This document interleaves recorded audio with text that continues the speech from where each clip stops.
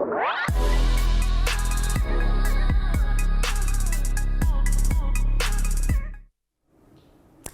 and welcome. You're watching NewsX India A-List. It is our endeavour to bring forth the stories of some of India's finest and brightest.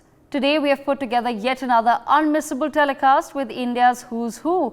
Our first guest is Mayyur Girotra, fashion designer. Have a look at what he wants to say. Step into a world of luxury. This is something that we haven't done before, and yes, I think I am the first South Asian to be opening for Pride New York. The fashion guru behind Bollywood stars. Celebrities have happened to me, but again, I would say it's my work that reached the right eyes and the ears, and it got promoted. NewsX India A-List proudly recognizes Mayyur Girotra for excellence in fashion. Hello and welcome to NewsX India A-List. Today I'm joined with Mayyur Girotra. He is an Indian fashion designer. A very warm welcome to NewsX, Mayyur. Hi. Thank you so much for having me.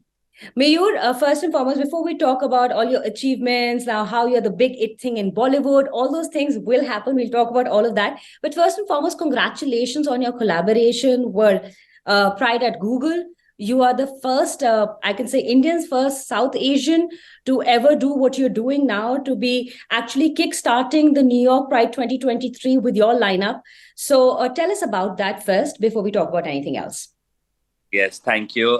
So we are kickstarting Pride New York 2023 in collaboration with the Indus Google Network and Pride at Google.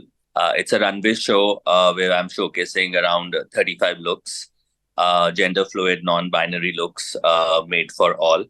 This is something that we haven't done before. And yes, I think I'm the first South Asian to be opening for Pride New York. It's very exciting, and it's wonderful and feels great to be associated with Google and doing it in New York. Absolutely, Mayyur. And you know what gives me enough pride in seeing you do that is that you're an Indian doing it. And what we talk about here back at home, that, make local for vocal, but taking local globally is what you're actually doing with your brand and taking things around. Interestingly, I've seen your work, and your couture work is derived from a lot of Gujarati and Rajasthani style. Can you tell us more about it, and what has been your inspiration when you started off? Right. So our brand language and ethos of the brand is very rooted to our culture. When you see the brand and you see the whole aesthetics and the garments and the couture that we make is very Indian and India proud. Yes. Whether it is motifs, our colors, every lehenga or every outfit that we make has a story to it. It's been inspired by an architecture or the colors of Kutch in Gujarat and Rajasthan. And yes, there is a lot of Gujarati and Rajasthani inspiration. I think something to do with maybe past life. I must have been inclined towards their culture. There's a lot of history involved in the brand. And eventually, when you start as a designer, you try a lot of things. And then there's the time when you really know what you want your brand to be known as. And then you form a language for the brand. And I think this is my strongest point, that it's unique, it's colorful, it's India pride and India proud. And you literally enhance your culture when you're wearing it. You're enhancing your culture. You're talking about Indian history when it comes to your clothes and all. Talking about Indian weavers. So how many artisans do you have on board? How long does it take? I recently met someone who was telling me that a little patch of artwork on a lehenga took them about 17 hours. So how does this work? Yes, it's a long process. So if we are making a lehenga, it's a process of almost around 60 to 65 days. There's a lot of layers of embroideries that happen on it, and you will do hand ari work, and then you are going to get into doing authentic Kutch work, and then resham, and then you do sequence and zardozi mix with it. So it's layers on layers when you are making a garment, and there are a lot of artisans involved in the whole process. So we currently have around 200 to 300, somewhere between, I don't have exact figure, 250 karigars working for us. And they have been with us since the inception of our brand. I mean, feels very good that the association is so long and they all are like my family now. That's so nice. Talking about Inception, and especially this show, when we talk about entrepreneurs on the show, we talk about people who have achieved great heights.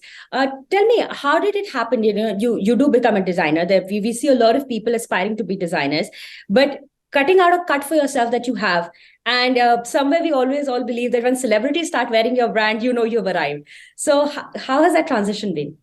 Yes, very sadly, we believe that if a celebrity is wearing, you have arrived, but it's not like that. If your good work takes you long way. I mean, you have the right audience for the right work. And yes, celebrities have happened to me. But again, I would say it's my work that reached the right eyes and the ears, and it got promoted. It feels very good when I see my collection on any star or celebrity or an achiever. But it equally feels good when I see my work on a client, a bride, and when I get a text from them that, oh my God, I look so beautiful. I just can't thank you enough. For me, I've balanced both equally, and both of them give me utmost happiness. But yes, I just feel that if you're authentic and you're true to your work, it will reach the right audience. Whether it is how competitive is this market now? Because we see a designer, and at a basic level, thriving every day. You have really now making it different for yourself. It's great what you're doing and what you're going to do on 2nd of June. It's excellent to see, but not everybody gets there. So how do you mark that difference? If somebody who wants to be a designer, what is your advice going to be to them? I have had my own struggles. It's been 12 years. I was into investment banking, and then one fine day I decided I want to follow my passion and become a designer. And I have had my struggles. I started from a 1-bedroom apartment to where the brand is today. I feel very grateful, and it's literally, I'm full of gratitude. But again, the bottom line is how much are you happy with what you're doing? Are you loving what you're making? Are you convinced with your own product? Once you are aligned with what you design and you do, it comes to you. I mean, you don't go to what you call success. It comes to you. Success is a process of 10 to 12 years. It doesn't happen overnight. It certainly doesn't, but Mayyur, that takes a lot of guts to leave a well-paying job, I would say, for following passion. Very few are able to do that. How did that happen for you? Like, what came into you that you're like, okay, fine, I'm going to continue, go ahead and do, follow my passion? I belong to a very conservative Punjabi family, where I always used to try and convince my parents that I want to be a fashion designer. Let me follow it. They were like, no, why you want to become a fashion designer? Har koi kapde banata hai, why would you want to do the same thing? And it's so competitive and you won't be able to thrive, and don't do it. Don't ruin yourself. And so I was in such circumstances where I had to give in, and I was like, fine, I think I'm the only son and I should do what makes them happy. And somehow I managed. And I thrived in banking. I mean, wealth management was fun. And I'm happy that I had those 9 years in my life, and it really gained a lot of experience. But getting back to what I want to tell everyone today is do what you love. It's one life we've got, and we shouldn't be compromising and settling for something that we really don't enjoy doing. Tell our viewers over here about your lineup, the name of your lineup, and something, a little tweak about what it is going to be. So the collection is called Ekya. It's Ekya means unity, and it's a gender fluid collection. Every piece you see, 90% of the collection can be worn by everyone. Congratulations once again, and thank you so much for speaking to NewsX. Such a pleasure. Thank you. And our next guest for the evening is Ketan Patel. He is the chairman and MD at Creative New Tech. Have a look at this conversation. 3 decades of entrepreneurship. First, we used to plan for 5 years. Now we are planning it for a year, and every quarter we have to tweak the plan, right? Because suddenly a ChatGPT may change everything for you. Providing you the solution you need with Creative New Tech. All innovations whichever has happened till date have happened out of a constraint. NewsX India A-List proudly recognizes Ketan Patel for excellence in business. Hello and welcome to NewsX A-List. Today, I'm joined by Mr. Ketan Patel. He's the chairman and MD of Creative New Tech. A very warm welcome to NewsX, sir. Thank you so much for inviting me for this talk. Thank you so much. Mr. Patel, let's talk about your company, Creative New Tech. Tell us about the solutions that your platform offers. So our company has two distinct businesses. One is we are brand licensee for Honeywell across 4 categories: the air purifier, audio, networking products, and electronic essentials. This license extends to 38 countries across India, mainly Southeast Asia, South Asia, Middle East, and Africa. So that's one distinct part of the business where it's more from the B2C consumer kind of goods we manufacture and sell. Second is we are market entry specialists for niche brands which want to come to India, and mainly for the millennials and the Gen Z. So that's our two distinct businesses currently. Very interesting. You've been a 3-decade-long entrepreneur. Things have changed over the years, sir. What do you really see as an entrepreneur? What has changed in the sector? Okay, so see, technology nowadays, first you could, so consider our planning also for the year, right? First we used to plan for 5 years, now we are planning it for a year, and every quarter we have to tweak the plan, right? Because suddenly a chat GPT may change everything for you, or suddenly a new, the new rush towards healthcare. And if you want to win that market, and if you don't do healthcare, that's not work, right? So for us, a couple of things have changed. The biggest change is the shift from the employer having an upper hand to an employee having an upper hand. Today, it's more about somebody wants to join your organization, he takes your interview rather than you taking their interview, right? That's because, yeah. So that's one big change. Access to capital is much easier than before. That's the second change. And the third is the perception overall of India as a country or a brand abroad has changed a lot, and people really want to come to India, and that's where we fit in very well. Something that you mentioned about the change towards capital has changed a lot. And talking about that, when you started off, you did not have any funding. There was no external funding. And now we talk about capital seed, we talk about seed funding, venture capitalists. What is your take on that? And how much do you think that's helping the entire sector now? Okay. So I'm quite old school, and I really think that you can only develop your muscle if you face hardships, right? Okay. And all innovations, whichever has happened till date, have happened out of a constraint, right? Okay. So, for example, we didn't have the telephone network, so we just moved to mobile because that's a newer technology that's here. So for our time, that was a good case, but the millennials and the Gen Z who are now becoming entrepreneurs, who are running the startup, for them, they are on the Maslow's top end of the pyramid. Roti, kapda, makan,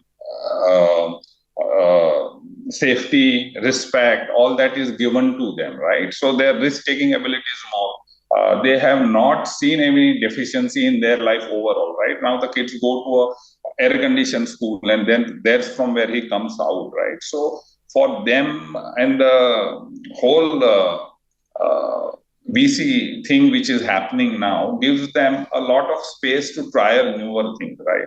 Marriage also from 23 years of age has moved to 30, 32 years, right? So what was in our time was you were settling in business, you were settling in life, everything was happening together, right? And you wanted to explore life also. Currently, these guys are just settling in their business or their studies. They are exploring life, and at 30, 32 to get a life partner after they've seen a larger part of the world, right? So that's going to change much more as capital becomes available more and more. We will find a lot of young entrepreneurs coming. My only advice is that whatever you get for free or in abundance, you don't have the value for that. And that's exactly what I was wanting to know from you. You know, when you've had so many years of experience, when you're saying you don't have a risk-taking ability, you don't understand failure. We know that when, usually we're seeing a lot of startups, when one set of funding ends, then they're like, okay, we'll go for round 3 for funding. And that's how they keep doing, and they estimate themselves to at a much higher level. And then we realize it's a complete bubble. How do you think people should figure that out for themselves, especially the entrepreneurs? Because they live in a bubble where they think they estimate the value of a company at X amount of $1 billion, and then eventually it's just a bubble. So a couple of things are there, right? First and foremost for anybody, it is that your valuation until you don't go public is not, it's a paper valuation. That's the first part of the case. Second is the whole world has changed towards platform. So there's a term which I use is OPR, OPM, other people's resources, other people of money. That's what the startup really wants to do on the OPR, OPM front. And some of them are really building it very well, but sometimes you will have to think this is India, right? So particularly say, for example, I want to do a laundry, okay? But if the dhobi is coming home and taking your clothes and delivering the same day, why would you require a laundry or a laundromat for that matter, right? So if the need is there, you go there, do that stuff. But because the funding is coming from abroad and their expectation is 2%, 3%, and they have a thumb rule, right, that in any 10 businesses you invest, if one business also succeeds, does well. So people who don't succeed also, or the ideas are not great, also get funded because you don't know what will work, right? So do you think in a way that is nice, because we are giving a space to a lot of entrepreneurs in the country and we are pushing the entire startup aspect in India. And as you're saying, that the entire logic of how India was looked at is completely changed. Completely, and all credit to the current government, because somebody has to market themselves, right? Yes. And there were so many things which were happening in the previous government also, but this government talks about it. You know, when so many prime ministers have visited US, but when Modi ji visits US, you have all the bureau, how many people he met, when did he met, what happened, all that. That's the case, right? So, and you know, India is the third, fourth largest consumer company now, right? Yeah. And it's overtaking a lot of people. So the interest, because Europe is now almost not growing anywhere. So for interest is towards China and India. The skill sets to enter a Chinese market is much different. India is again an English-speaking population. That's the case. So that's why a lot of interest is over here. And I think Apple started manufacturing here is relatable to what Maruti did, right? Maruti, Suzuki came and the whole ecosystem developed in nearby the NCR region. Similarly, the whole ecosystem for mobile will develop, and definitely will require more and more entrepreneurs to cater to that. Right? That are the future plans for the country, which are great. But before I let you go, I want a future plan for your company. What are we looking at? What is the future plans for Creative New Tech? We're talking in 2030. If we would have created at least 2,000 jobs for our people, if we would have been able to get products which and execute that experiential journey for the customer, that's what I would then pat my back and be happy about it. That's excellent to hear. Thank you, Mr. Patel. Thank you so much for connecting with NewsX. Thank you so much. Thank you. And our next guest for the evening is Manik Batra. He's the director of Batra Group and chairman for ASSOCHAM J&K Council. Listen in to this important conversation. A versatile businessman from Jammu and Kashmir. I think in today's world, delegation is very important and you need to have a very good core team. Chairman of ASSOCHAM J&K. We are one of the oldest trade bodies in the country, so we aid and facilitate anyone who wants to understand more about J&K. NewsX India A-List proudly recognizes Manik Batra for excellence in business. Hello and a very warm welcome to NewsX A-List. Today I'm joined with Mr. Manik Batra. He's the director of Batra Group and chairman of ASSOCHAM Jammu and Kashmir Council. A very warm welcome to the show, sir. Mr. Batra, you don many caps as a businessman. Tell me, how do you manage keeping up and coping up with everything? Thank you so much for having me on the show today. So, as we were talking about donning multiple hats, so we have businesses across various verticals and we have delegated work. We have top management team working under me who report to me. I take a regular feedback from them on different businesses, how they are operating, how we are functioning, if there needs to be any change or anything needs to be taken care of. So I think in today's world, delegation is very important and you need to have a very good core team who can, who you can delegate the work and you can work across multiple verticals. Thank you. Tell us more about Batra Group. So the Batra Group was established in 1911 by my grandfather and his brothers. Batra Group was primarily established as a petroleum dealership for Hindustan Petroleum. From there we diversified into logistics, wherein we were transporting LPG gas and petroleum products across India. Also, we are into Medicare. We have within the family the Batra Hospital, Delhi, and we also manage the Ascom's Hospital and Medical College in Jammu, which is the only private medical college in the Union Territory of J&K. Other than this, we have automobile dealerships with Toyota Kirloskar Motors and TVS, and the group is diversified across India with 3,500 people working with us across India. As a businessman from Jammu and Kashmir, what changes have you observed as a businessman over the years in the state, and do you find ease of doing business now there? You see, if I talk about business in J&K, I joined in the year 2005. So since 2005, I have seen a very drastic change in how business happens in J&K, and how the perception about J&K has changed. So earlier, J&K used to be considered as a small tier 2 or a tier 2, tier 3 city. But now as we see that, a lot of big businesses coming up in J&K, and with the current government, what they have done is they have launched a lot of schemes in J&K. So there is a new central sector scheme going on right now, which is inviting a lot of investment from foreign investors as well as Indian investors. So if we talk about last 3 to 4 years, the market is expanding. There is more investment coming up, more employment opportunities coming in, and I'm sure the future is good and the market is going to expand, and there is ease of doing business. The policies have been made easier for the investors, so because of that there is a lot of interest in investment in J&K. Please tell our viewers about your roles and contribution to ASSOCHAM in Jammu and Kashmir.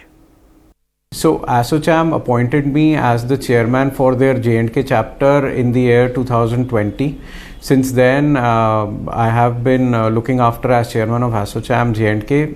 So as ASSOCHAM, we are one of the oldest trade bodies in the country. So we aid and facilitate anyone who wants to understand more about J&K, what kind of investments can be done in J&K, how to assist them with these investments, if they want to understand more about the process and more about the policies in J&K. So as a chamber, as a knowledge chamber, we share all those policies with our members, and anyone who gets in touch with us for help for these and this is just one part of it. Other than that, we also have a local membership. So in case any existing member or any trade body who is a member of ASSOCHAM has any problems, we keep taking it up regularly with the relevant people in the government, and we keep having regular interactions with the government and the members and trade bodies here to update them on the latest changes that are happening within the Union Territory of J&K and what are the new opportunities that are coming up in the Union Territory of J&K. As a veteran businessman, what is your advice to the new age entrepreneurs and business people? So as a businessman, what I would like to advise the new age business is they should do a thorough market research before they get into any kind of business. Because what usually happens is you see a lot of successful startups and you see a lot of unicorn startups and you try to copy them. But I feel, you should have your own market research. You should study the market well. You should have data, because data and analytics in today's time is very important. If you get into a business blindly, at the end of the day, it is going to be your money and you'll lose a lot of your own money. And what I feel is market research is very important. And I feel, if you're getting into a business at a regional level, say in a UT like J&K, we should see what opportunities we have in the existing industries like tourism, education and all here, rather than copying someone because that someone was successful in some other state or the country if he was successful, but they did a lot of research, and should not go head on directly with the giants, should start slowly, and with research and good study and good knowledge of the market, I'm sure you can become big over time. What, according to you, you would say are the real do's and don'ts of doing business? in general, if I talk about do's and don'ts, so first thing we should imagine is if you have an idea to do business, you will never operate in a vacuum. There'll be more people, wanting to do that business or already doing that business. So study of your market, where you're going to operate, the customer behavior, what kind of customer you're going to cater to is very important. And another do I feel is where people lack is having a good team. Rather than having too many people in your team, have a smaller team, but recruit good people who are willing to work long term with you and don't leave you in between. Don'ts I feel is people over invest on a lot of things like marketing and a lot of other things. People over invest on other things and they don't really understand the basics of the business. So if you understand the basics of the business, you don't need to over invest on certain things. So having knowledge and information about your market is very important. And I feel another don't is we should not go overboard. If our business is doing well and steadily growing, we should wait a couple of years or months before we plan to move over to another business, have another business, or probably expand this business. So again, market knowledge, where you want to expand, how you want to expand, how much money will be required to expand, are all very important questions. So I always feel data doesn't lie to you. So having the right data, the right set of people is very important in any business. And before I let you go, I would really want to know from you, what are the future plans for Batra Group? So future plans for the Batra Group, ma'am, now like all of us younger members of the group are taking over and coming into different roles. Now we feel that we need to expand in information technology services because IT is the future. So if we do not expand and diversify into IT services, so we are looking at different kind of IT services like software as a service or IT implementation projects, because if we don't get into IT services right now, we'll be left behind. So if a group, we have to grow, we need to look at the future and we need to adapt ourselves according to the future. So we are looking at that right now. Thank you, Mr. Batra, for speaking to NewsX, and congratulations on your ventures.